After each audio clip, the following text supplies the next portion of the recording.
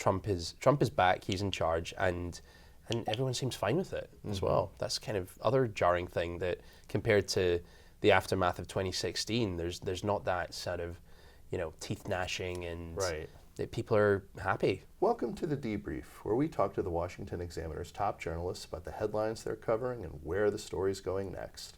I'm Jim Antle, and I'm joined today by managing editor Chris Irvine. Hey.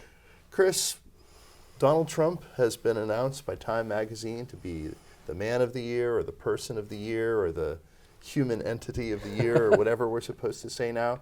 Really feels like we're back to living in the Trump era, no? Yeah, we're doing so much winning that people are going to get tired of it. Yes.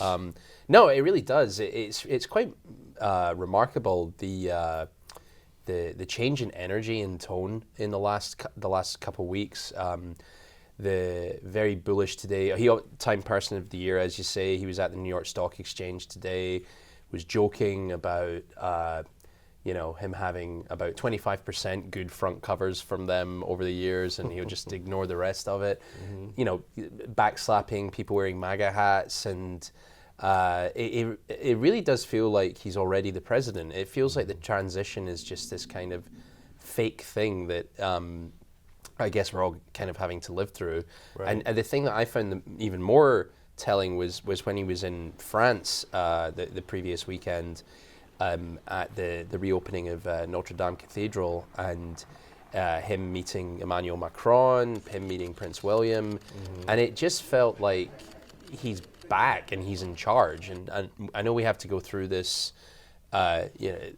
sort of lame duck period, but Biden is doing hardly anything. And you could even argue that the resignation of FBI Director Wray already, it just kind of feeds into that Trump is back, he's in charge, and everyone seems fine with it as well. That's kind of other jarring thing, that compared to the aftermath of 2016, there's not that sort of teeth gnashing, and that people are happy.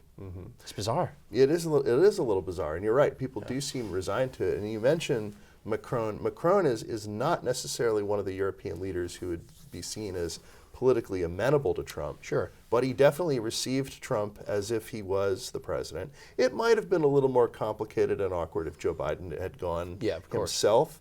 But I mean, they seated Trump right next to Macron. The Bidens, Jill and Ashley, were a presidential wife away from the presidents.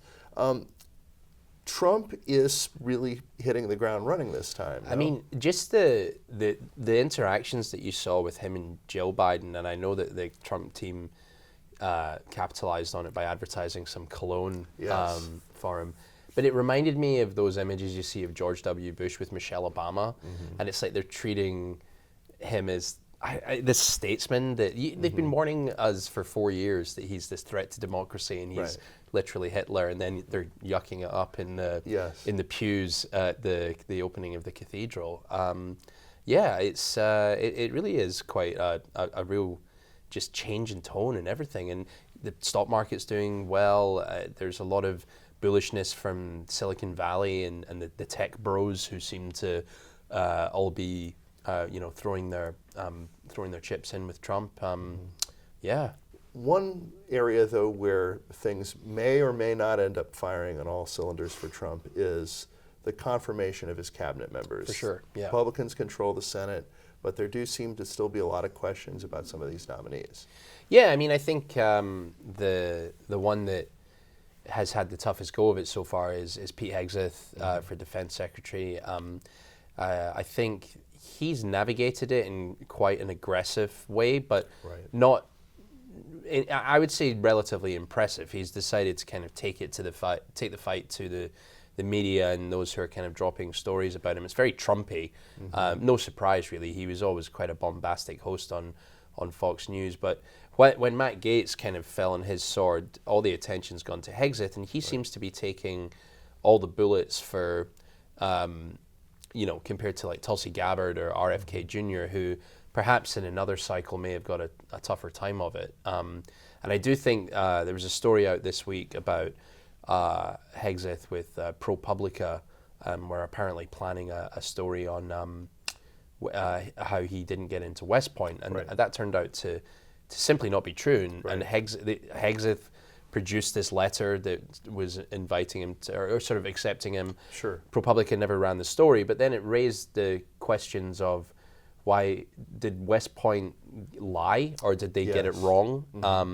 And that just feeds more into the narrative of, oh, people are out to get Pete Hegseth. So I think that will end up being a pretty good thing for him, and I think he's going to get through.